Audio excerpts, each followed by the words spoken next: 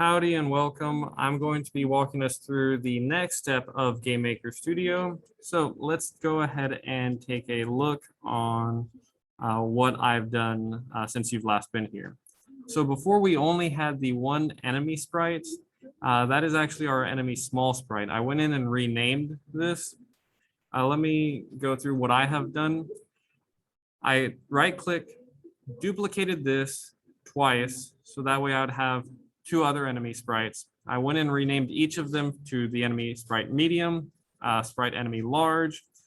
Go in and modify the sizes. The large one only goes up to 285.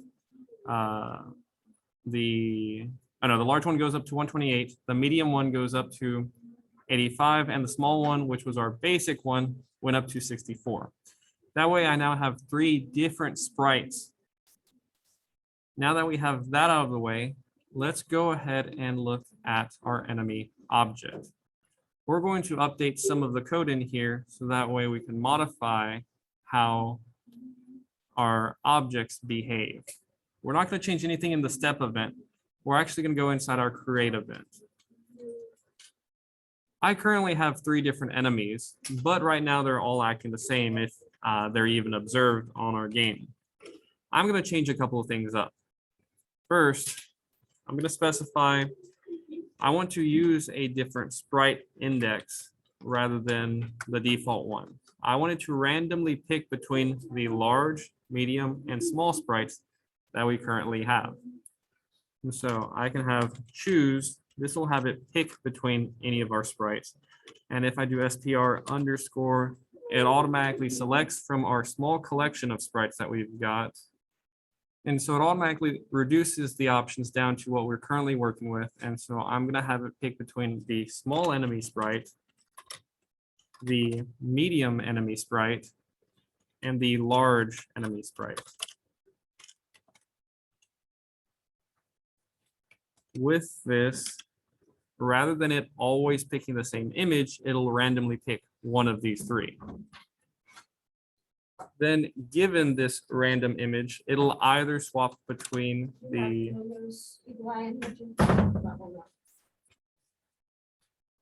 with this, we can randomly pick one of the three sprites for it to use whenever it generates into our world. If we hit play right now, it'll actually, despite having thrown down all the same original small enemy, it'll actually pick randomly between those three. So we see we already have some variety of the medium, the small, and the large enemies. But they all have the exact same health. Do we want them to all have the same health? Probably not. We want some variety. So let's go ahead and set up some conditional statements.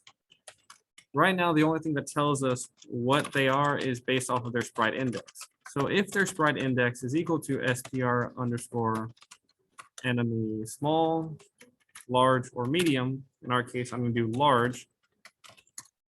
I want it to grab, again, their health and speed, but I want to modify it slightly. I want to have the large enemy have a health of 10, but only a speed of 2.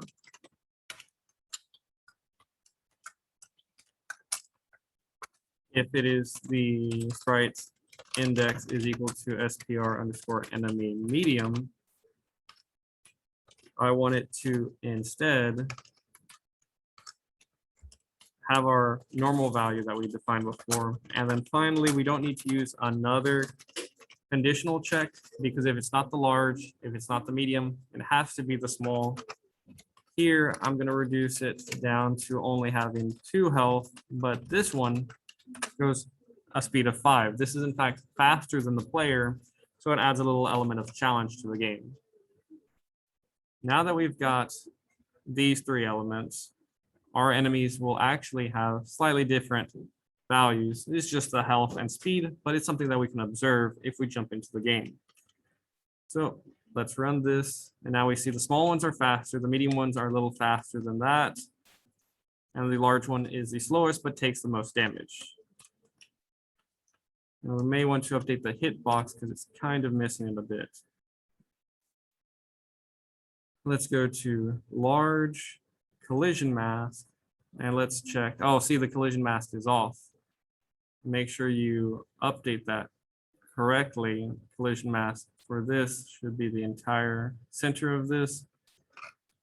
Save that. Collision mask for the medium one is off again. Move that back to center, expand it. And let's make sure our collision mask for the small enemy stayed correct. Yes, it's where it's supposed to be. Okay. So now that we fixed the collision mask, our shooting operation should now make a slightly more sense whenever we're hitting them. And so now, okay, yes, now it's more clear. We're able to clearly hit them and they're responding as we would expect. Yeah, there we go.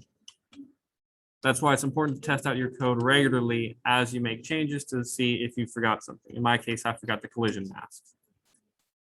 We now have 3 different enemy sprites, and each of those 3 have their own values in them. And so in this one, we now have some variety for our enemies. If you have any questions on this, just let me know and go ahead and ask me in class. Otherwise, thank you, and until next time.